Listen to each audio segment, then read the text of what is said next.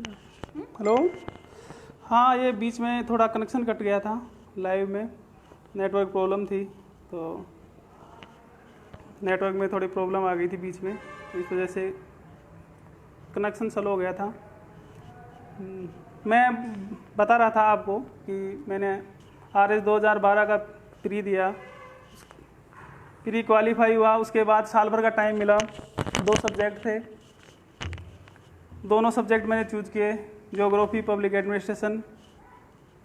जो दोनों सब्जेक्टों से मैंने मेंस एग्ज़ाम लिखा, तो मेंस का मेरा एक्सपीरियंस अच्छा रहा। मेंस के बाद ऐसा लगा कि मेंस क्वालिफाई होगा नहीं होगा, पर जब 5-6 महीने बाद रिज़ल्ट आया मेंस का, तो मेरा मेंस क्वालिफाई हो गया। उसके बाद जब मेंस क्वालिफाई हुआ, मेरा कॉन्फिडेंस एकदम से अप हुआ कि अपन RS आसानी से, उस टाइम में जो 2012 का एग्ज़ाम था, तैयारी थी क्वालिफाई करना, इंटरव्यू देना। उसके बाद खैर लास्ट में जो 2012 का एग्ज़ाम था उसमें फाइनल सिलेक्शन नहीं हुआ। उसके बाद 2013 का एग्ज़ाम लगा। 2013 के एग्ज़ाम में बिल्कुल पैटर्न चेंज हो गया। जब पैटर्न चेंज हुआ, उसमें जब मैंने एग्ज़ाम दी, तो क्योंकि 12 में थे 2 सब्जेक्ट थे, 13 में इसके विपरीत हुआ, दोनों सब्जेक्ट गायब थे। और जो 4 पेपर थे, RPSC ने चारों पेपर सेम कर दिए थे कि जो पेपर हैं वो लगभग सेम होंगे, और सब 200-200 मार्क्स थे। All over science, maths, geography, उस टाइम मैथ्स और साइंस का पेपर एक स्पेशल जोड़ा गया था। तो 13 में न्यू पैटर्न आया, प्री हुआ, मेंस दिया, मेंस नहीं हो पाया। मेंस के बाद बहुत दुख हुआ कि क्या इतनी तैयारी के बाद भी मेंस नहीं हुआ।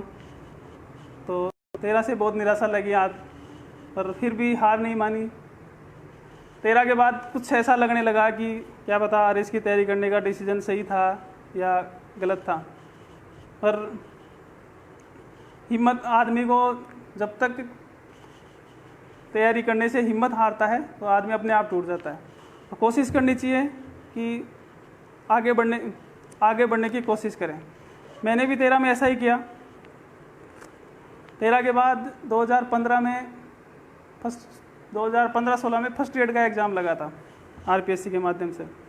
तो उस टाइम में बहुत मेरे साथ के बहुत से लड़के थे, जो साथी थे, फ्रेंड्स थे, तो का फर्स्ट ग्रेड में सिलेक्शन हो गया। तो साथ वाले भी कहने लग गए, घर वाले भी कहने लग गए कि यदि B.Ed कर लेते तो कम से कम फर्स्ट ग्रेड टीचर तो बन ही जाते। तो कभी मेरे को भी ऐसा लगता था कि क्या पता अपना डिसीजन सही है या गलत है। परंतु डिसीजन सही होना या गलत होना खुद पे डिपेंड नहीं करता।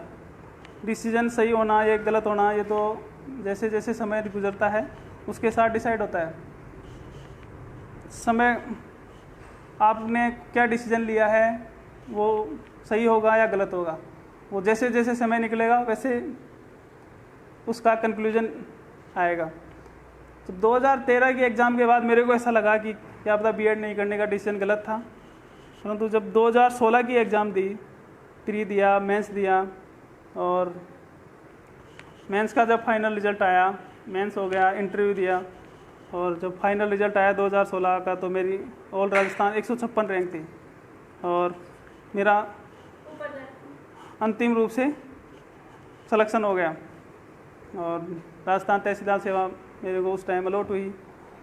साल भर पहले हमारे को 2016 में नोटिफिकेशन आया था, 17 में एग्ज़ाम लगी थी, और 17 अक्टूबर के आसपास रिज़ल्ट भी आ गया था। और किसी कारणवश कोर्ट केस लेट लपीती के कारण लगभग 2 साल तक पोस्टिंग नहीं मिली। और पिछले बार 3 जुलाई को हमारे को पोस्टिंग दी गई।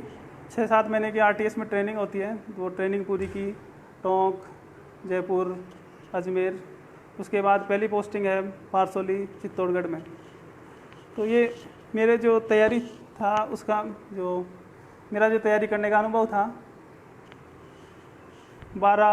13, 16, उसके बाद 18 की एग्ज़ाम लगी। 18 में दे रखा है, खैर अभी तो रिज़ल्ट आया नहीं 18 का, देखो क्या होता है उसमें। तो पर मैंने एक चीज़ सीखी इस टाइम के अंदर कि जो कंटिन्यू या लगातार तैयारी करता रहता है उसका सिलेक्शन हो जाता है। आदमी को सपने देखने चाहिए और सपनों के अनुरूप कार्य भी करना चाहिए। जो आदमी जितनी बड़ी कल्पना रखता है उतना ही बड़ा आदमी बनता है। तो आदमी को सपने भी देखने चाहिए और बड़ी बड़ी कल्पनाएं भी करनी चाहिए। इंद्र प्रकाश जी, अजीत जी, सबको मेरा राम राम। किसी को भी कुछ पूछना है तो कमेंट बॉक्स में आके पूछ सकते हैं। तो मैं तैयारी के बारे में कुछ आपसे बातें करना चाहूँगा। तैयारी के बारे में जो कुछ टिप्स हैं थोड़े बहुत वो देना चाहूँगा। तो किसी भी चीज़ की तैयारी करने से पहले आदमी को उसके बारे में, मेरा मानना है कि जब भी किसी चीज़ की आप तैयारी करने का मानस करें तो आपके दिमाग में फिक्स होना चाहिए कि मेरे को ये तैयारी करनी है इसकी और इसकी नहीं करनी। उसके लिए आप आराम से सोच सकते हैं, 2 दिन, 4 दिन, 5 दिन, 10 दिन, 15 दिन। पहले दिमाग में धारणा बना लें कि मेरे को किस RS की तैयारी करनी है, IAS की तैयारी करनी है, टीचर की तैयारी करनी है या और किसी एग्ज़ाम की तैयारी करनी है। जब आदमी ये फिक्स कर ले कि मेरे को इसकी तैयारी करनी है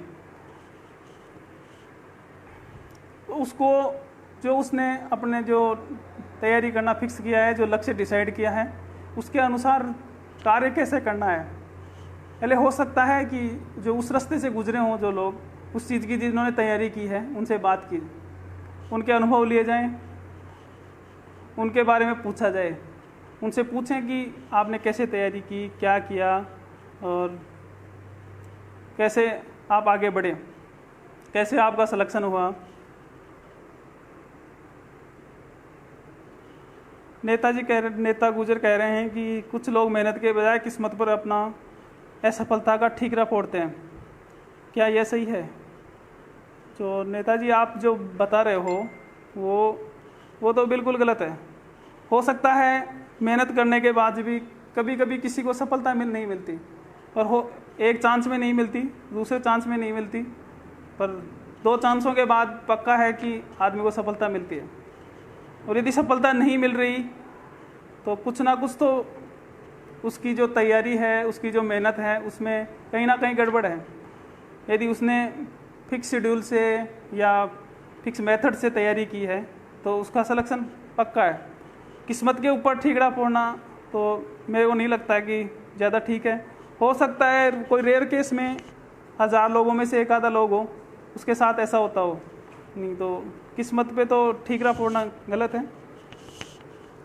वैसे मैक्सिमम जो मेहनत करने वाले लोग होते हैं वो सफल हो जाते हैं। हो सकता है किसी को कम टाइम में सफलता मिल जाती है, किसी को ज़्यादा टाइम में सफलता मिल जाती है। तो मेन किस्मत पे तो किस्मत का भी योग होता है, पर इतना नहीं कि 100% आप ये कहो कि मेरी किस्मत ठीक नहीं थी इस वजह से सिलेक्शन नहीं हुआ। किस्मत का योगदान होता है पर उसके साथ मेहनत भी बहुत ज़रूरी है। तो मैं कह रहा था कि जब तैयारी करें आप तो आपका लक्ष्य निश्चित होना चाहिए। लक्ष्य डिसाइड होने के बाद उसकी रूपरेखा निश्चित करो कि लक्ष्य को हम कैसे प्राप्त कर सकते हैं। लक्ष्य को प्राप्त करने के लिए जिस किसी की भी तैयारी कर रहे हो आप, पहले उसके बारे में जानें कि क्या चीज़ है, इसका क्या सिलेबस है, इसका क्या पैटर्न है, इसकी कैसे तैयारी करनी है। कि इसमें एक ही एग्ज़ाम है, 2 एग्ज़ाम है, 3 एग्ज़ाम हैं, या एग्ज़ाम भी है, इंटरव्यू भी है, फिजिकल भी है। तो ये चीज़ें आपको सबसे पहले ध्यान होनी चाहिए कि मेरे को जिस चीज़ की मैं तैयारी कर रहा हूँ तो उस चीज़ में क्या क्या आने वाले हैं, क्या क्या समस्याएं आएंगी और किन किन का मेरे को सामना करना है। तो सबसे पहले किसी भी जब कॉम्पिटिटिव एग्ज़ाम की आप तैयारी कर रहे हो तो सबसे पहले है कि आप जो उसका सिलेबस है उसको देखें। आपको उसका सिलेबस तो हमेशा याद होना चाहिए, कंठस्थ होना चाहिए कि मेरे सिलेबस में ये टॉपिक हैं और इनको पढ़ना है। इन टॉपिकों में ज़्यादा क्वेश्चन आते हैं, इनमें कम आते हैं। किसी किसी को समस्या रहती है कि ये कहाँ से पता लगे कि किस टॉपिक में ज़्यादा क्वेश्चन आते हैं, किस में कम आते हैं। आरपीएससी में तो यदि आप पिछले जितने भी 5-7 एग्ज़ाम लगते हैं उनके पुराने पेपर निकाल के देखोगे तो आदमी सभी को पता लग जाता है कि कौन से टॉपिक ज़्यादा इम्पोर्टेंट है, कौन से कम इम्पोर्टेंट है। टाइम सबको देना है, सबको बराबर पढ़ना है। जो टॉपिक ज़्यादा इम्पोर्टेंट है उसको ज़्यादा टाइम दो। जिस टॉपिक से हर एग्ज़ाम में क्वेश्चन आ रहा है, बार बार क्वेश्चन पूछे जा रहे हैं, उनको ज़्यादा अच्छे से तैयार करो। क्योंकि जो कुछ टॉपिक ऐसे होते हैं आरपीएससी में कि जिनसे लगभग हर एग्ज़ाम में क्वेश्चन होता है, तो ज़रूरी है कि इसके लिए जो आप पुराने जो एग्ज़ाम्स हैं उनके पेपर पढ़ें।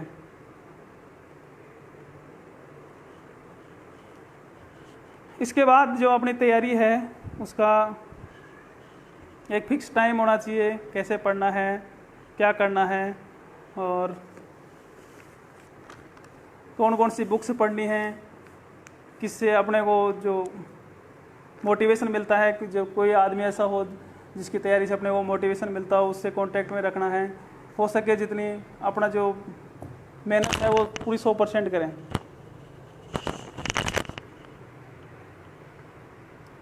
राकेश बडाना जी कह रहे हैं कि सर कुछ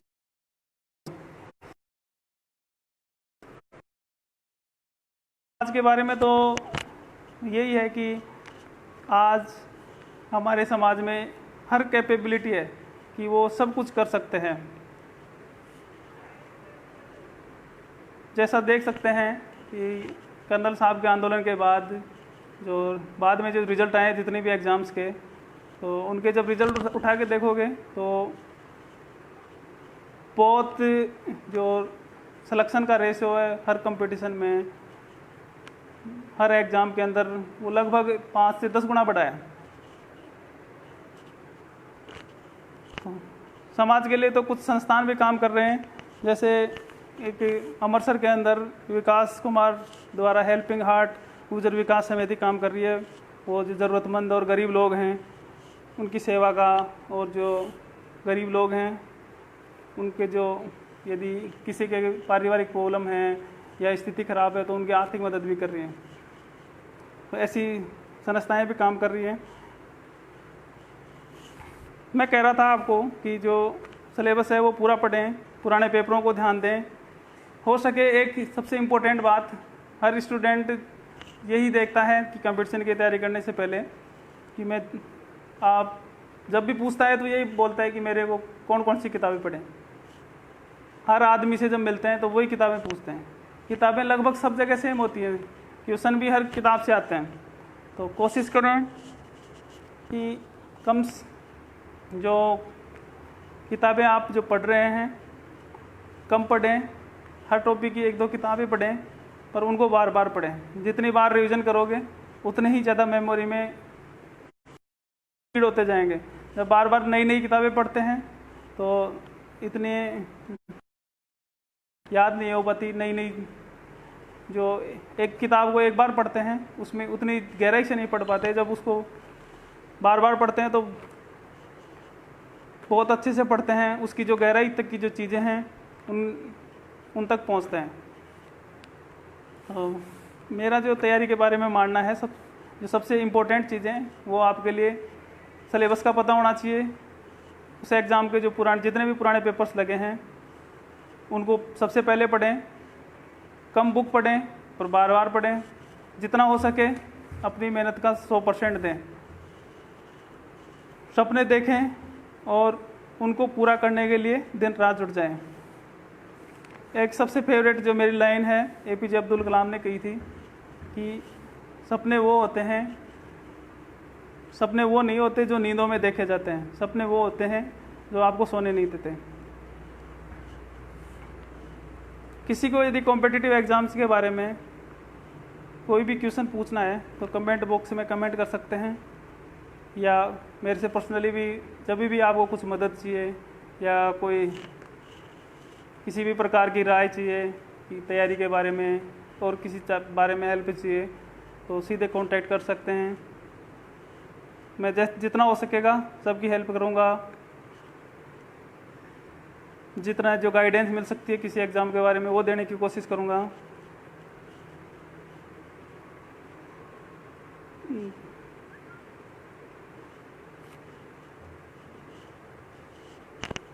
चलो, सभी को मेरा पुनः राम राम।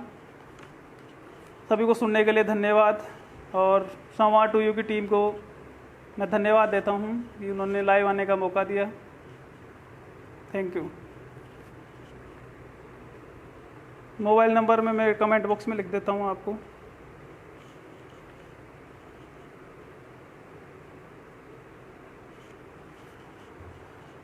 Thank you.